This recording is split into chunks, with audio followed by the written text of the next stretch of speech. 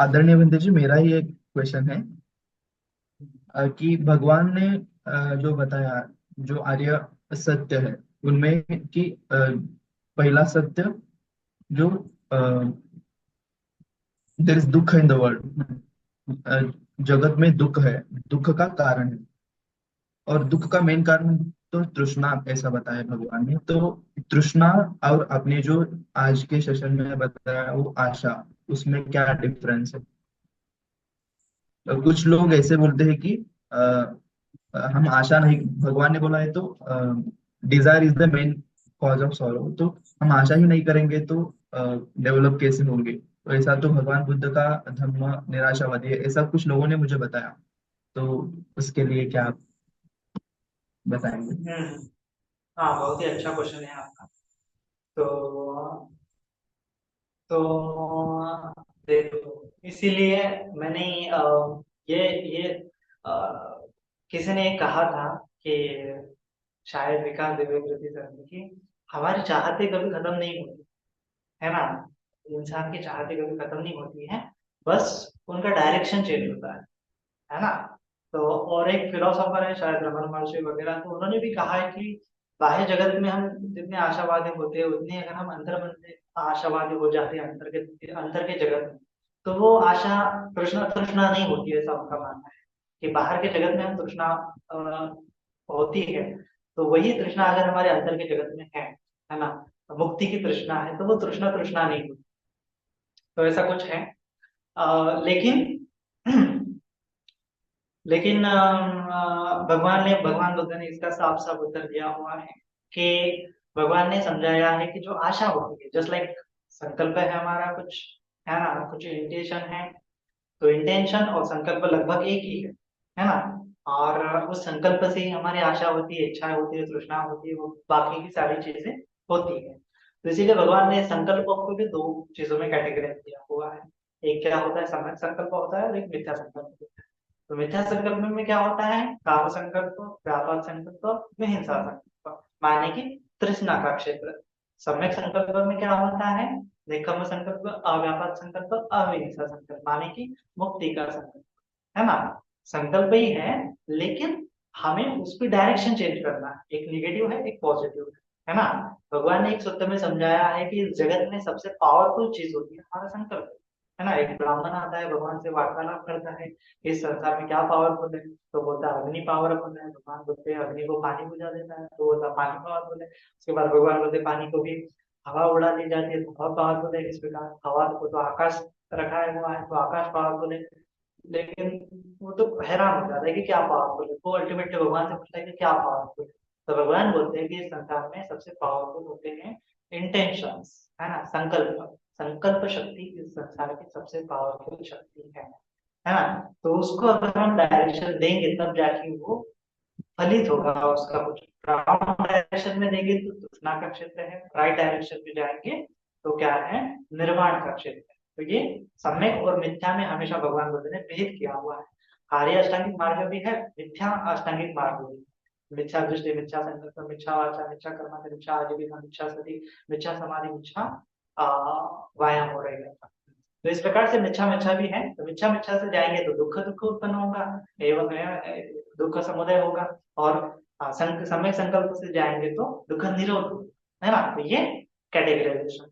दूसरी चीज मैं ऐसे समझता हूँ कि जो लोभ भी होता है ना, जैसे कि जिस चीज का हमें डिजायर होती है, तो डिजायर भी अपने आप में क्या है, एक सम टाइप ऑफ क्यूरियोसिटी है ना। जैसे कुछ, जैसे आज हमने आइसक्रीम खाई तो क्या हुआ, आज मैंने मैंगो फ्लेवर की आइसक्रीम खाई, बहुत अच्छे लगे। अभी कल मेरे को अब आइसक्रीम दिखेंगी वैनिला फ्लेवर की या फिर चॉकलेट फ्लेवर की। अब तक तो मैंने आइसक्रीम नहीं खाई थी, तो आइसक्रीम के बारे में पता नहीं था, देखी थी तो मुझे ज्यादा उसके बारे में रस नहीं था। लेकिन जैसे मैंने एक फ्लेवर की आइसक्रीम खाई, मैंगो फ्लेवर की, तो दूसरा फ्लेवर मुझे दिखा, तो मुझे क्यूरियोसिटी उत्पन्न हुई, लोभ उत्पन्न हुआ कि उसको ट्राई करना चाहिए। चॉकलेट फ्लेवर दिखा, वैनिला फ्लेवर दिखा, कौन से फ्लेवर दिखे पता नहीं। तो उस फ्लेवर को चखने की क्या हो गई, वो अच्छे दिख भी रहे थे, तो आंखों से भी अच्छा दिख रहा था, मैंगो फ्लेवर से अच्छा दिख रहा था। तो अच्छा दिख भी रहा था, तो चखने की चेष्टा हुई, आवाज सुगंध भी अच्छा आ रहा था। तो माइंड में क्या हो गया फिर, तृष्णा जागी, रस तृष्णा जागी कि मुझे उसको चखना चाहिए। तो चखना चाहिए। लोग भी एक सम टाइप ऑफ क्या है, एक क्यूरियोसिटी है कि वो क्या करना चाहता है, कि वो स्वाद को चखना चाहता है, उस स्वाद के बारे में उसकी क्यूरियोसिटी है ना। तो स्वाद के बारे में उसकी क्यूरियोसिटी है, इसीलिए वो टेस्ट करना चाहता है। और टेस्ट करेगा, अच्छा देगा, टेस्ट करेगा। और वो अगर उसको क्या है कि उसके एक्सपेक्टेशन पे क्या होता है कि उसको अच्छा नहीं लगा मैंगो फ्लेवर से, वो वैनिला फ्लेवर क्या हो गया, उसको अच्छा नहीं लगा। पहला फ्लेवर के बारे में भी उसको क्या है, उसके मेमोरी है, मान लो उसके पास ज्ञान है, और उस ज्ञान को क्या कर रहा है, वो कंपैरिजन कर रहा है दूसरे फ्लेवर के साथ। दूसरा फ्लेवर चल रहा है तो उसको क्या हो गया, और उसको क्यूरियोसिटी क्या हो गई, खत्म हो गई वहां पे, उसका फ्लेवर अच्छा नहीं लगा उसको, है ना, क्योंकि उसने फर्स्ट के साथ दूसरा कंपैरिजन किया तो उसको वो ज्ञान हो गया कि दूसरा वाला अच्छा नहीं है, फ्लेवर अच्छा नहीं है, तो उसको क्यूरियोसिटी वहां पे खत्म हो गई, है ना। फिर तीसरा चौथा पूरा ट्राई किया तो पूरी की पूरी उसकी क्यूरियोसिटी खत्म हो गई, उसको पता चला कि कुछ भी फ्लेवर कुछ काम के नहीं, केवल मैंगो फ्लेवर ही सबसे अच्छा है। तो उसके बारे में, सबके बारे में वो क्यूरियस था, अभी उसकी क्यूरियोसिटी खत्म हो गई। तो तृष्णा भी एक टाइप ऑफ क्यूरियोसिटी है, लेकिन वो क्यूरियोसिटी क्या है, भौतिक चीजों के बारे में, है ना, संसार के बारे में। और उस क्यूरियोसिटी का कुछ इंद्रिय सुखों के बारे में, है ना, उसको लोकीय क्यूरियोसिटी बोलेंगे। और जो निर्वाण की क्यूरियोसिटी है वो लोकोत्तर क्यूरियोसिटी है, माने कि ये नाम रूप क्या है ना, ये तृष्णा क्या है, ये दुख क्या है, दुख समुदय क्या है, माने राइट चीजों के बारे में क्यूरियोसिटी रखना भी अपने आप में क्या है, तो वो उस क्यूरियोसिटी को राइट डायरेक्शन देना है, और सभी चीजें क्या हो जाएंगी, राइट राइट, है ना।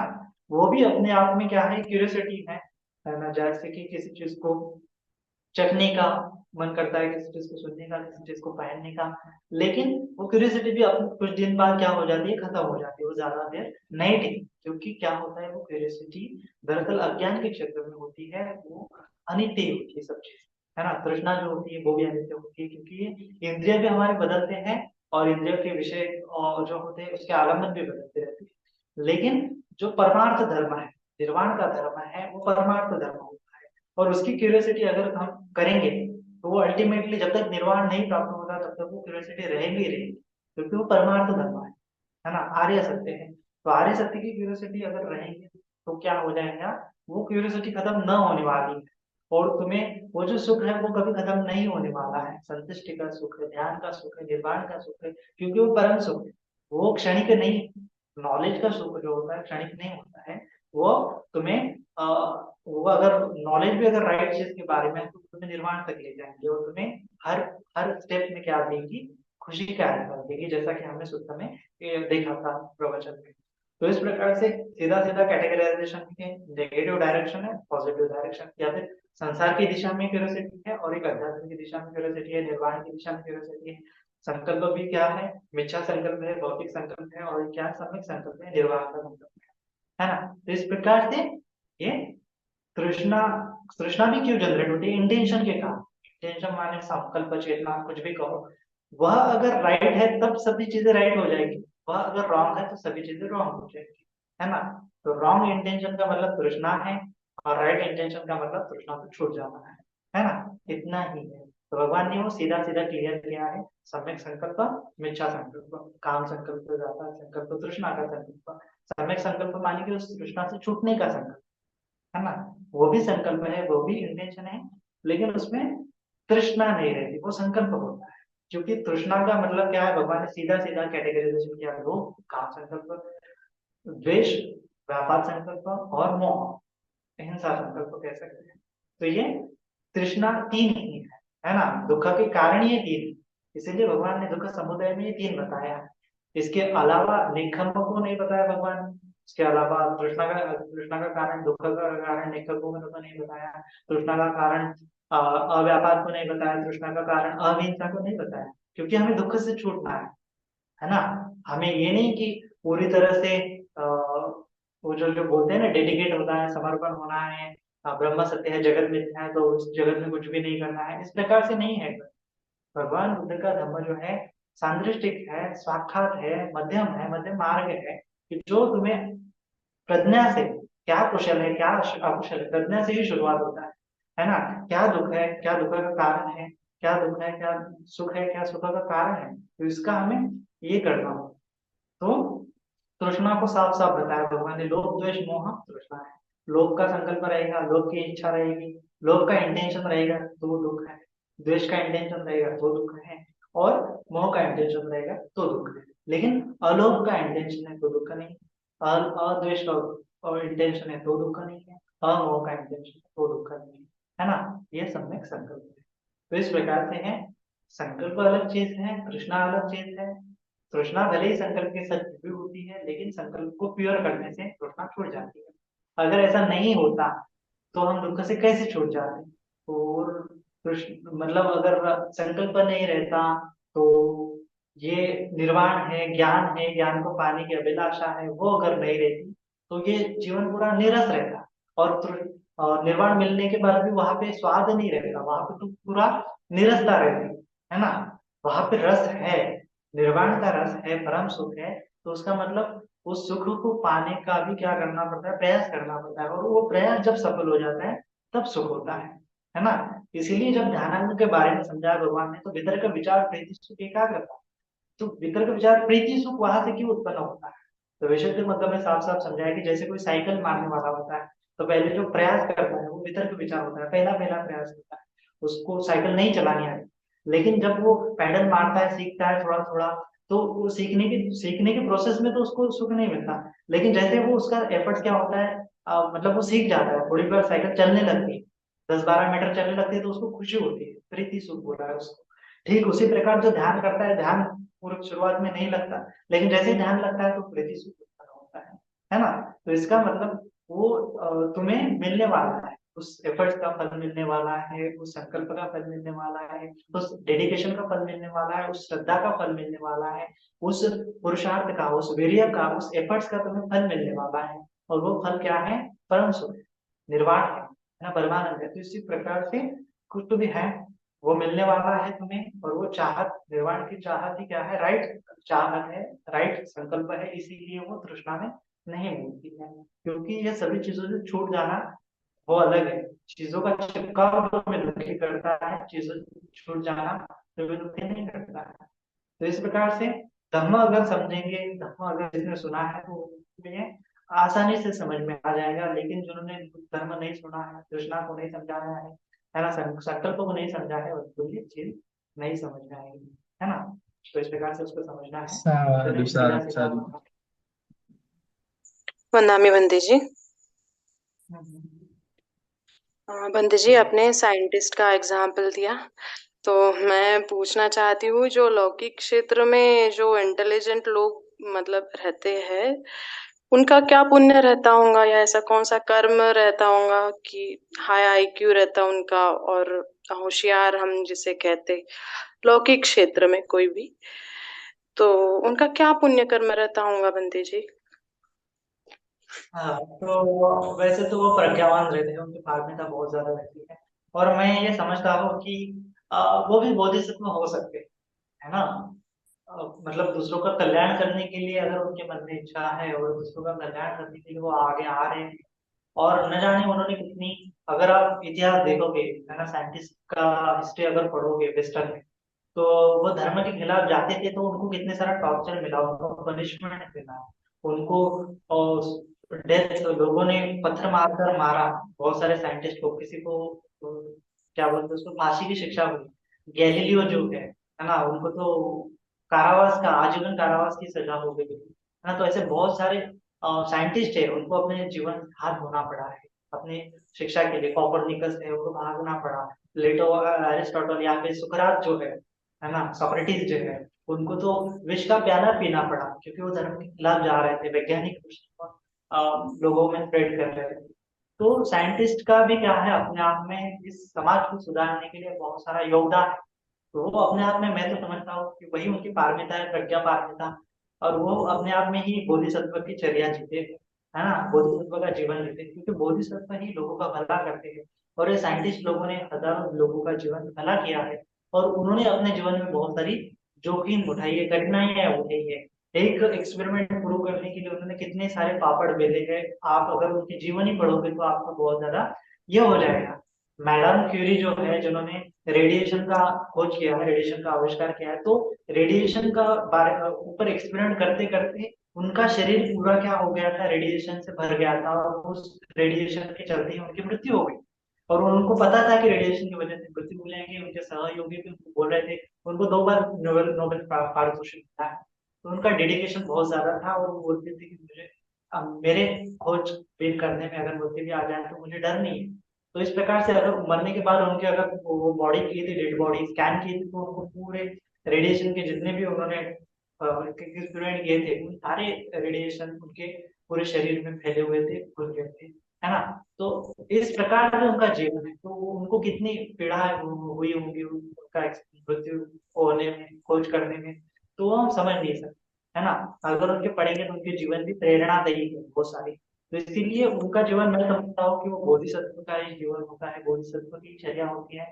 और वो अपने आप में प्रज्ञा के साथ साथ डेडिकेशन की पारमिता पूरी करते हैं, वीर्य की पारमिता पूरी करते हैं, एफर्ट्स की पारमिता पूरी करते हैं। और साथ ही साथ अगर वो लोगों की भलाई कर रहे हैं तो धैर्य की पारमिता पूरी होती है, करुणा की पारमिता पूरी होती है, उनकी हाँ, खंती पारमिता पूरी होती है, पेशेंस बहुत ज्यादा होता है एक्सपेरिमेंट करने तक। और ये है ना, हजारों एक्सपेरिमेंट करना बहुत सीधी बात नहीं है, बहुत पेशेंस रखना पड़ता है, बहुत कॉन्सेंट्रेटेड उनका माइंड रखना पड़ता है ना। वहां पे एक शांति पारमिता होती है, समाधि पारमिता होती है, तो पूरी की पूरी पारमिता एक एक्सपेरिमेंट करने में पूरी होती है ना। इसीलिए मैं समझता हूँ कि अगर आप में क्यूरियोसिटी है तो क्यूरियोसिटी के साथ ही साथ अपने आप पूरी पारमिता पूरी हो सकती है। और वो उस क्यूरियोसिटी को अगर तुम पूरी करने की आशा रखते हो, आकांक्षा रखते हो, है ना। इसीलिए डेडिकेशन के साथ साथ तुम्हारे साथ माइंड में क्यूरियोसिटी भी चाहिए, तब जाके तुम्हें आसानी से तुम सभी चीजें कर सकते हो। ये 2 चीजें नहीं है तो तुम्हारी जिंदगी बोर हो जाएंगी, किसी हो जाएंगी, प्रोडक्टिव नहीं रहेगी, है ना, निराश हो जाएंगे, उसमें कुछ अलग नहीं रहेगा, है ना। तो इसीलिए हैप्पीनेस चाहिए तो हमें डेडिकेट होना चाहिए, क्यूरियस होना चाहिए। बाकी क्षेत्र में भी इसी प्रकार से क्यूरियस होना चाहिए, डेडिकेटेड होना चाहिए, श्रद्धावान होना चाहिए। तो जी। है ना, इस प्रकार ये बंदे जी, ये प्रेजेंट मतलब जिस जीवनी में वो साइंटिस्ट है या कुछ ऐसा काम कर रहे हैं, तो उस जीवनी में वो कर रहे हैं, मतलब डेडिकेशन है जो भी, बट इसके पूर्व में कुछ तो उन्होंने कर्म किया होगा जिनसे उनकी बुद्धि इतना तेज है, या उस क्षेत्र में गए। इसके पूर्व कुछ तो उनके कर्म होंगे, इस जीवन में कर हाँ, रहे हो, डेडिकेटेड है तो वही तो मैं ये। बोल रहा हूँ कि वो हमेशा पूरी करते रहते हैं ना। अभी अभी देखो एक जीवन में तो देखो तुम हजारों लोगों का भला कर रहे हो, इसका मतलब तुम्हारे पास कुछ तो भी पारमिता है, और वो पारमिता तुम्हें एक ही जीवन में नहीं प्राप्त होती है, हम बहुत सारे जीवन लेते हैं। तो बहुत सारे जीवन में तुम्हें उसके बारे में पारमिता पूरी करनी पड़ती है, और वही पारमिता तुम्हें इस जीवन में सफलता दिलाती है ना। और जो समझो साइंटिस्ट रहा है वो इस जीवन में क्यूरियस नहीं रहा है, वो हजारों जीवन में क्यूरियस रहा होगा, हजारों जीवन में उसने कुछ तो भी प्रयास किए होंगे, लेकिन वो एफर्ट्स ठीक नहीं रहे, और वो एफर्ट्स क्या हो गए, फेल हो गए होंगे, है ना। जैसे किसी ने कहा था ना, मैंने एक बहुत अच्छा लगा था कि हजारों को तो जंगल खा जाता है और कोई एक ही बुद्ध होता है।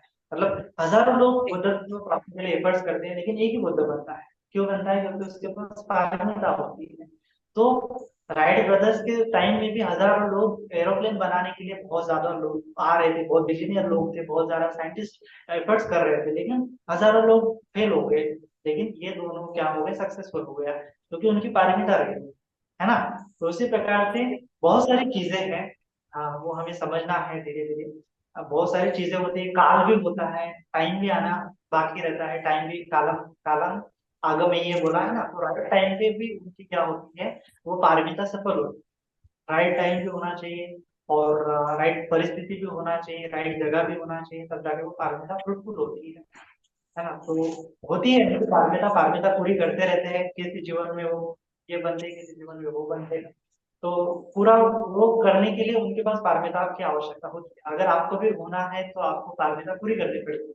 10 पारमिता आपके पास है तो आप किसी भी फील्ड में जाओगे, है ना, किसी भी क्षेत्र में जाओगे तो वहां पे क्या हो जाएंगे, आप कुछ तो भी नया करके दिखाओ, क्योंकि वो पारमिता का बल होता है ना। वो हालांकि जी। साइंटिस्ट लोग साइंटिस्ट के फील्ड में आगे उनकी प्रज्ञा में विकसित कर दी, लेकिन बहुत सारे लोग होते हैं, जैसे समाज सुधारक होते हैं, है ना, जो आंदोलन किया है, जो लोगों को भलाई के लिए मार्टिन लूथर किंग है वगैरह वगैरह, तो इन्होंने क्या किया है, लोगों की भलाई के लिए बहुत सारा अपना जिन्होंने का योग, भगत सिंह वगैरह है, तो वो करने के लिए भी उनके पास बहुत सारा एफर्ट पारमिता चाहिए, वो अपने क्षेत्र में कुछ कर रहे हैं, साइंटिस्ट अपने क्षेत्र में कुछ कर रहे हैं, लेकिन जो कुछ भी लोग कर रहे हैं उनके पास पारंगता होती ही होती है।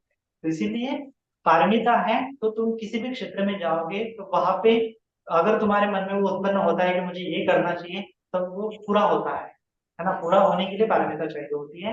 अगर तुम्हारे मन में संकल्प है तो संकल्प पूरा होने के लिए पारंगता चाहिए। इसीलिए साइंटिस्ट लोग संकल्प लेते हैं कि मुझे क्यूरियोसिटी मतलब संकल्प का टाइम है, संकल्प ही है क्यूरियोसिटी, संकल्प होता है कि मुझे ये करना है, मुझे ये छानबीन करनी है, ये ऐसा क्यों है। तो ऐसा क्यों है उसका आंसर पाने के लिए लगते हैं एफर्ट्स, और उनके एफर्ट्स क्या होते हैं, राइट डायरेक्शन में चले जाते हैं, पारंगता के साथ साथ पूरे होते हैं, है ना। बाकी के पूरे नहीं होते। बहुत सारे लोग क्यूरियस रहते हैं क्योंकि मनुष्य का दिमाग ही ऐसा है कि वो क्यूरियस रहता है, लेकिन बहुत सारे लोग क्या होते हैं, आकांक्षा नहीं होते हैं, आकांक्षा पूरी करने के लिए एफर्ट्स नहीं करते हैं, है ना। इसीलिए वो निराश हो जाते हैं, लाइफ जैसे दुख में पड़े रहते हैं, अज्ञान में पड़े रहते हैं। लेकिन जो आशावादी होते हैं वो डेडिकेशन के साथ आशा पूरी करते हैं, विगत आंसू हो जाते हैं। तो यही सूत्र का सार है। जी, बंदे जी, इसी से जुड़ा एक छोटा-सा क्वेश्चन है। मैंने देखा है रिटायरमेंट के बाद भी लोग ना कुछ पीएचडी करते हैं कुछ अलग-अलग क्षेत्र में, और मैंने मतलब बातचीत के दौरान ऐसे वो उन्होंने कहा कि अभी नहीं इसका यूज़ होगा, लेकिन नेक्स्ट जन्म में मैं ज़्यादा बुद्धिमान या इंटेलिजेंट बनूँगा। तो ये सत्य है, ये मतलब ये चीज़ें यूज़ होती है बाद में, जो पढ़ाई-लिखाई या बाकी इसमें जिनका रहता है? आफ्टर 60 भी बहुत लोग ग्रेजुएशन पीएचडी वगैरह करते हैं, तो क्या ये मतलब होता है हाँ, क्या? वैसे आफ्टर 60 भी बहुत सारे रिटायरमेंट के साथ, मुझे तो एक अभी मिले थे वहां से, वो श्रवण बने थे कुछ दिनों के लिए, वो पीएचडी कर रहे हैं और वो इतने अच्छे लगे मुझे। बाकी मैं सामने शिविर में गया था तो वो इतने क्यूरियस थे ना कि छोटे छोटे बच्चे क्यूरियस होना चाहिए, स्टूडेंट क्यूरियस होना चाहिए, लेकिन नहीं थे।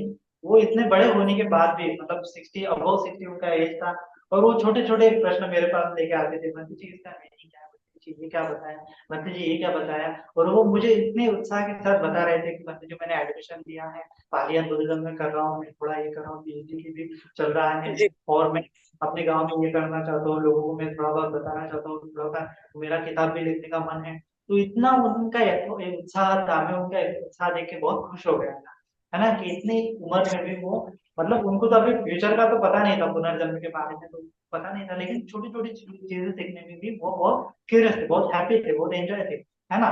तो ऐसे लोग मतलब वो रहता ही है उनके साथ, जिनका उनका इंटेंशन है कि भाई मरने के बाद रहेगा उनके साथ वो नॉलेज, तो वो नॉलेज भी रहता ही है, ऐसा मैं बिलीव करता हूँ। क्योंकि बहुत सारे लोग जो होते हैं बचपन से होशियार होते हैं, तो वो भी उनके पिछले जन्म में कर्म होते हैं, है ना। तो वो अगर उनका संकल्प रहता है तो वो पूरा होने के चांसेस भी होते हैं, है ना। वैसे भी हमारा कुछ संकल्प नहीं होता है तो नहीं होने से कुछ तो भी होना बहुत अच्छी बात है ना, कुछ तो भी अच्छा संकल्प होना बहुत अच्छी बात है ना। बहुत सारे लोगों का नहीं होता है, लेकिन उनका विश्वास है कि मेरी सुगति होगी तो 100% उनकी सुगति होगी। उनका विश्वास है कि मुझे नॉलेज मिलेगा तो 100% उनको नॉलेज मिल सकता है, क्योंकि लोगों का विश्वास नहीं होता है और उनका उनको इतना यकीन है कि मिल जाएंगे, तो वही सम्यक दृष्टि है। सम्यक दृष्टि के साथ उनकी श्रद्धा है, क्योंकि मिथ्या दृष्टिवान लोग भी होते हैं, जैसे भगवान बोलते हैं कि स्वर्ग नहीं है, नरक है, पुनर्जन्म नहीं है, ऐसे मानने वाले लोग मिथ्या दृष्टि वाले होते हैं। तो मिथ्या दृष्टि वाले लोगों को पुण्य कर्म नहीं होता, लेकिन सम्यक दृष्टि अपने आप में एक पुण्य कर्म है, और वो पुण्य कर्म रखते हुए कामना कर रहे हैं, संकल्प कर रहे हैं कि मुझे मिल जाए सकता है, उसकी प्रोबेबिलिटी 90% से अबव होती है, ऐसा मुझे लगता है। जी, बहुत-बहुत धन्यवाद। साधु, साधु, साधु बंदे जी। हाँ, बना भी बनते हैं। हाँ, पहले तो बहुत बहुत साधुवाद बनते ना, बहुत ज्ञानवर्धन। तो मेरे दो वो हैं, एक तो है आस्वाद, आदि नव और निस्सरण। ये क्या चीज है बनते, जरा थोड़ा सा प्रकाश डालेंगे। तीन शब्द हैं ये बेसिकली ना, आस्वाद, आस्वाद, हाँ, आदि नव और निस्सरण। तो आस्वाद माने कि क्या है कि जो लोभ होता है, हम चीज किसी चीज में आसक्त होते हैं तो उसको बोलते हैं आस्वाद। तो क्यों आस्वाद हो रहे हैं उसको जानना चाहिए, आस्वाद जानना चाहिए। आदिनव माने कि दुख होता है, विपरिणाम होता है। जैसे हम किसी स्त्री के प्रति आसक्त हो गए तो वो क्या है, आस्वाद हो गया, लेकिन उस आस्वाद के चलते उसका क्या विपरिणाम क्या है, वो मतलब जो आलम्बन पे हम आसक्त हो रहे हैं उस आलम्बन का कैरेक्टरिस्टिक क्या है, उसका उसका स्वभाव क्या है। जैसे कोई स्त्री है तो वो बूढ़ी होने वाली है, सुंदर दिखने वाले, उसके काले काले बाल हैं, वो किसी दिन पकने वाले हैं, दुर्गंध होने वाले हैं, बढ़ने वाले हैं, सड़ने वाले हैं, ये आदि ना हो, है ना। हम जिस चीज में आसक्त हो रहे हैं उसका क्या होने वाला है भविष्य में, वो मन में ख्याल रखना, वो दुख देखना, वो आदि ना हो। लेकिन बहुत सारे लोग क्या होते हैं कि पृथकजन होते हैं, शुरुआत में आसक्त होते हैं, लेकिन जब वो स्त्री बूढ़ी हो जाती है तब वो स्त्री को छोड़ देते हैं। माने कि आदि ना उनके संपर्क में आ जाता है, दुख आ जाता है, तो वो उस आदिनाओं के चलते दुख भोगते हैं। तो हमें दुख भी उसी चीज, भगवान बोलते हैं कि जो दुख होता है वो आस्वाद के कारण होता है। जो हमें अच्छा स्पर्श होता है, सुखद वेदना होती है, तो उसमें हम आस्वाद लेते हैं, इसीलिए हमें दुखद वेदना उत्पन्न होती है, आदि न उत्पन्न होती है। इसीलिए जब सुखद वेदना आई तब स्मृतिमान रहना है कि ये भविष्य में मुझे दुख देगी, तब उस आस्वाद और आदिनव को जानते हुए हम उसका निस्सरण कर सकते, उससे छूट सकते हैं। आस्वाद आए तो उसमें आसक्त नहीं होना, स्मृतिमान रहना है कि ये मुझे दुख देगा, है ना, तब उससे छूटता जा सकता है, उसका निस्सरण होता है, उसका प्राण होता है ना। तो इस प्रकार से भगवान ने बताया कि तीन चीजें जाननी चाहिए। किसी चीज का आस्वाद क्या है, माने कि उसमें लिप्त होने की कैरेक्टरिस्टिक क्या, मतलब क्या क्या चीजें में लिप्त होते हैं, आदिनव क्या है, उसमें क्या क्या दुविधाएं है, क्या क्या दुख है उसमें, वो देखना चाहिए, और निस्सरण, उससे छूटने के मार्ग क्या है, अनित्य दुख अनात्मा माने कि निस्सरण। तो बेसिकली अनित्य भी काम करेगा बनते, इसमें अनित्य दुख अनात्म भी काम करेगा क्या? हाँ, अनित्य दुख अनात्मा माने कि निस्सरण है कहा। हाँ ना, हाँ। ठीक है बनते जी, धन्यवाद, साधुवाद।